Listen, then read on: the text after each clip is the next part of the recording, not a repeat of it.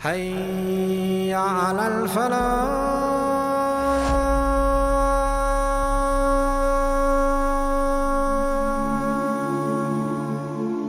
وہ ہمارا نظریہ یہ ہے کہ امام کے پیچھے سورۃ فاتحہ نہیں پڑھنی،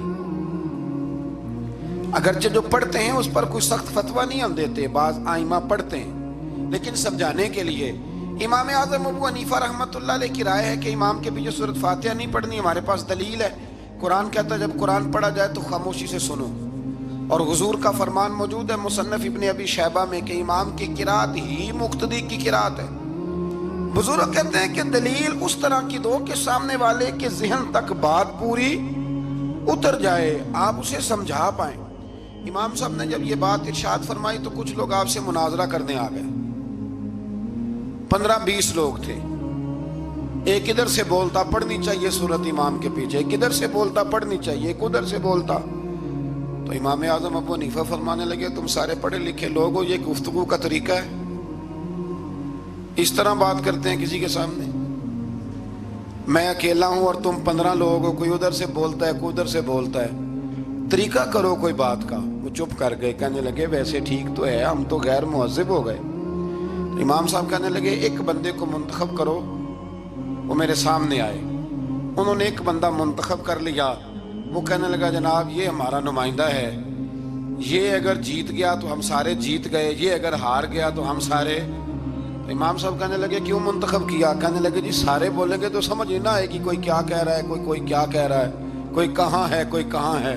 تو امام صاحب کہنے لگے میرا بھی مسئلہ یہی ہے، ایک الحمدللہ رب العالمین پہ ہے اور دوسرا صراط الذین انعمت علیہم پہ ہے۔ تو میں بھی کہہ رہا ہوں کہ جو امام آگے لگا لیا نا اس پر اعتبار کرو، اس پر اعتبار کرو۔ تو دلیل وہ دیں کہ جو دلیل سامنے والے کے ذہن میں اتر جائے۔ چلیں جی تھوڑا آگے چلتے ہیں۔ اللہ کریم نے نا آگے ایک اور مثال بیان کی۔ یہ جو بہت سارے لوگوں کے دلوں میں خیال آتا ہے نا، قبروں میں جائیں گے ہڈیاں گل جائیں گی سڑ جائیں گی تو کیسے اٹھیں گے؟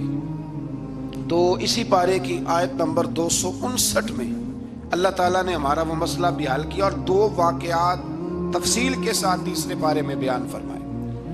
اللہ کریم فرماتے ہیں کہ کیا آپ نے اس شخص کو نہیں دیکھا کہ جو ایک ایسی بستی پر سے گزرا وَهِيَ خَاوِيَةٌ عَلَىٰ عُرُوشِهَا، جو اپنی چھتوں کے بل گری پڑی تھی، یعنی بستی تباہ ہو گئی تھی۔ وہ آدمی وہاں سے گزرا، وہ حضرت عزیر علیہ السلام تھے۔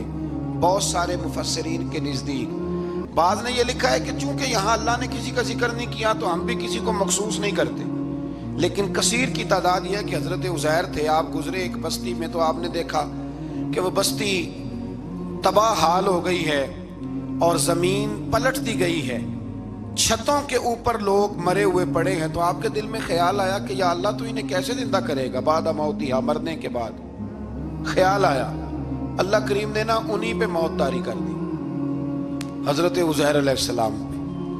ان کے پاس تھوڑا سا کھانا تھا، ایک گدھا تھا، درخت کے نیچے لیٹ گئے، گدھے کو باندھ کے اللہ تعالیٰ نے ان پر نیند طاری کی اور وہ 100 سال تک سوتے ہی رہے۔ وہ بے آباد بستی آباد ہو گئی، وہاں شہر آباد ہو گیا، دنیا آباد ہو گئی، زمانہ آباد ہو گیا۔ آپ جب سوئے تو آپ کی عمر مبارک 40 سال تھی۔ 100 سال کے بعد اٹھے، ثم بعثا، جب اٹھے قال کم لبثت، اللہ نے فرمایا کتنی دیر سوئے؟ قال لبثت یوما او بعد یوم، کہنے لگے یا ایک دن سویا ہوں یا دن کا تھوڑا سا حصہ۔ تو رب کریم نے فرمایا نہیں، آپ تو 100 سال تک سوئے رہے۔ فرمایا وہ دیکھو ذرا گدھے کی طرف، وہ گدھا جو تھا نا ان کا وہ گل سڑ گیا، ہڈیاں بکھر گئیں، اور وہ جو کھانا تھا نا، پھل تھے، شربت تھا، سالن تھا، اس کا حال یہ ہے کہ لم یتسنہ، وہ باسی بھی نہیں ہوا۔ یہ ہے میرے رب کی قدرت، جس نے پہلے گل سڑ جانا تھا وہ باسی بھی نہیں ہوا، اور وہ گدھا اس کی ہڈیاں بھی بکھڑ گئیں۔ تو رب کریم نے فرمایا سمجھ آئی ہے میں مردے کیسے زندہ کروں گا؟ عرض کی یا اللہ ایسی سمجھ آئی ہے جو کبھی بھولے گی بھی نہیں۔ 100 سال تک سوئے رہے۔ یہ بڑا لطیف واقعہ ہے۔ حضرت عزیر علیہ السلام اٹھ کے نا تو اپنے گھر گئے تو کوئی پہچانتا ہی نہیں تھا۔ ایک بوڑھی اماں جس کی عمر بہت زیادہ ہو گئی تھی، اس کو جا کے سلام لی تو آپ فرمانے لگے اس اماں سے یہ عزیر کا گھر ہے؟ تو اماں فرمانے لگی ہاں ہے تو عزیر کا، لیکن وہ تو 100 سال پہلے غائب ہوئے، دوبارہ آئے ہی نہیں۔ آپ فرمانے لگے اماں میں ہوں عزیر۔ اماں کہنے لگی کہ عزیر کی تو ہر دعا قبول ہوتی تھی، اگر آپ عزیر ہیں نا تو دعا کریں، میری ٹانگیں جواب دے گئی ہیں، آنکھوں سے نظر نہیں آتا، آپ دعا کریں، اگر آپ واقعی عزیر ہیں تو اللہ مجھے شفا دے دے گا۔ تو حضرت عزیر نے دعا کی تو رب نے انہیں شفا دے دی۔ حضرت عزیر کی عمر اس وقت بھی 40 سال تھی۔ حضرت عزیر کی عمر جب گئے تب بھی، واپس آئے تو، اور حضرت عزیر کا بیٹا ان سے ملا تو اس کی عمر 118 سال تھی، پوتے بھی بوڑھے تھے۔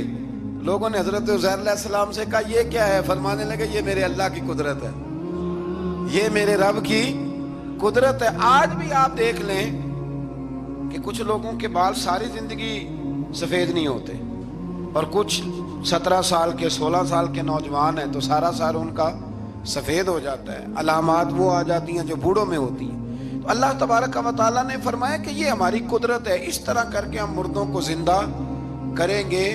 جب مومن قبروں سے اٹھیں گے نا، مومن آنکھ کھلے گی تو کہیں گے سویرا ہو گیا، جیسے ابھی سوئے تھے نا، کہیں گے دن چڑھ گیا، تو اللہ فرمائے گے ہاں دن بھی چڑھ گیا ہے اور رب رسول کے دیدار کا نظارہ بھی تمہیں دیا جائے گا، اٹھو بڑی شاندار صبح ہوئی ہے۔ اور کافر جب اٹھے گا تو کہے گا اوہو اب میرے لیے کیا نئی سزا ہے۔